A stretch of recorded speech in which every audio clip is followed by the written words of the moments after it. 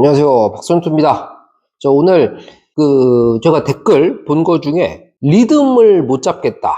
뭐 이런 얘기를 하시는 분이 있어서 오늘 좀 리듬 무슨 얘기인지 그런 거를 좀 해보려고 해요. 그러니까 격투기 쪽에서 리듬을 타야 된다. 뭐 상대 리듬을 읽어라. 뭐 이런 식으로 지도자들이 얘기를 되게 많이 했죠. 그래서 이 리듬이 근데 제가 생각을 해도 되게 약간 이 초보자들 입장에서 굉장히 좀 이해하기가 어려운 그런 되게 추상적인 개념인 것 같아요. 제가 봐도. 그래가지고 리듬이 어떤 건지 좀 이런 얘기를 한번 해볼게요. 리듬을 단순히 음악처럼 막 박자를 탄다. 이렇게 해서 뭐 춤을 춘다. 뭐 이런 개념으로 생각을 하시면 안 되고 움직임의 이 타이밍하고 이 내 변화를 주면서 어떻게 내가 주도권을 가져가냐. 요거를 사실 뜻하는 말이거든요. 주도권을 쥐는 그 흐름을 말하는 게 리듬이에요. 그래서 이걸 좀 풀어서 얘기를 해보면은 일단 움직임의 박자예요.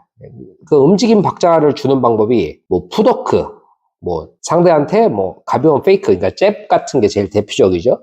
그런 거를 하거나 아니면은 이 가드 같은데 일정하게 간격이 생겨요. 예를 들어서 뭐 잽을 이렇게 일정하게 주면은 얘가 들어가고 나오는 시간이 있고 들어가고 나오는 시간이 이게 어느 정도 일정하게 될 수밖에 없거든요.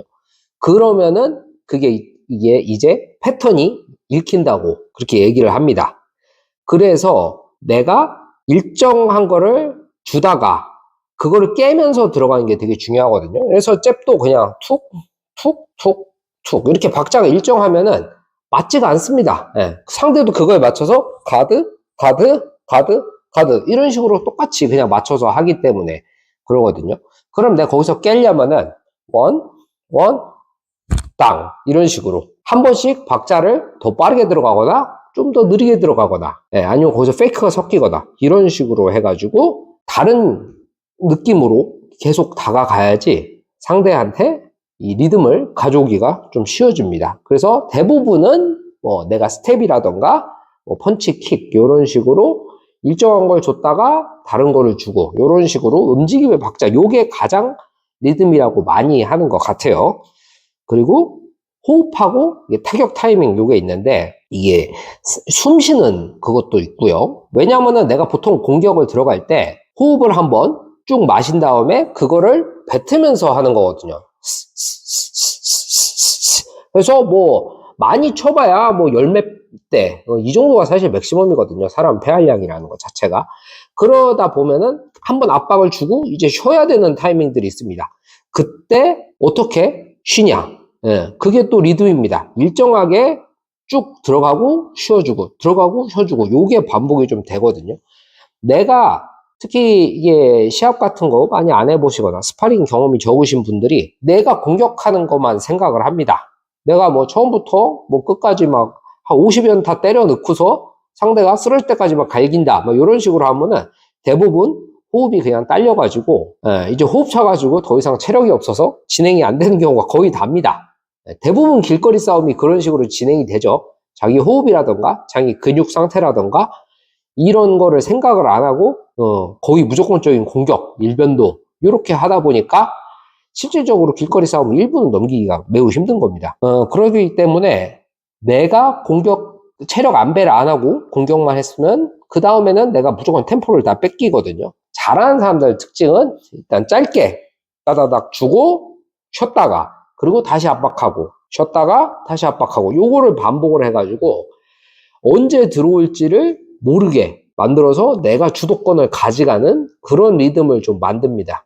자, 그리고 이 상대랑 같이 하는 리듬이 있는데요. 이 격투기를 이걸 내가 혼자 한다고 생각하시는 분들이 많은데 이 대결을 하든 뭐 스파링을 하든 실전을 하든 다 마찬가지라고 봅니다. 상대가 어떻게 해야 되냐 요거를 좀 읽어야 되는데 이걸 약간 대화처럼 이렇게 생각을 하시면 돼요. 상대가 이 얘기를 했을 때 내가 이 얘기를 하고 이런 식으로 보통 대화가 진행이 되잖아요. 그러니까 상대가 잽을 날리면 내가 방어를 하고 그리고 이제 다시 카운터를 쳐야죠. 그러면은 또 상대가 물러나고 이런 식으로 쭉 순서대로 진행이 보통 되잖아요. 이런 게 바로 리듬입니다.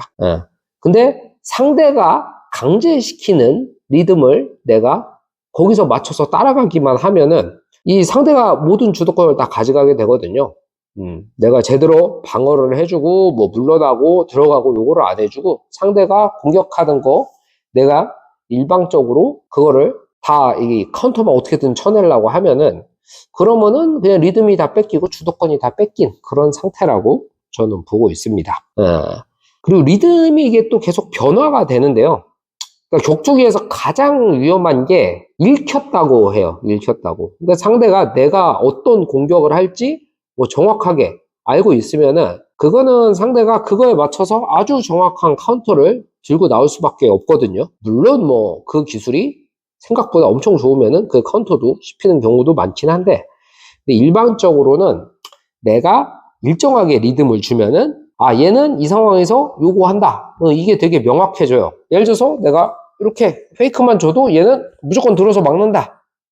그러면은 이렇게 하는 척 했다가 옆을 막으니까 중간이 열렸잖아요. 그때 중간에다가 퍽 이렇게 치면은 아주 쉽게 카운터 칠 수 있는 방법이 그냥 나와버리죠. 내가 이렇게 투를 치려고 할 때 뭐 얘는 무조건 이렇게 막는다. 그러면 투 이렇게 치는 척 했다가 훅으로 바꿔서 하면은 또 롱가드 하려고 했던 게 의미가 없어지고 이렇게 되죠. 그러니까 고의적으로 이게 변속을 좀 시켜야 됩니다. 느리게 하다가 갑자기 빠르게 하다가 얘가 계속 빠른 거에 적응할 때 좀 더 느리게.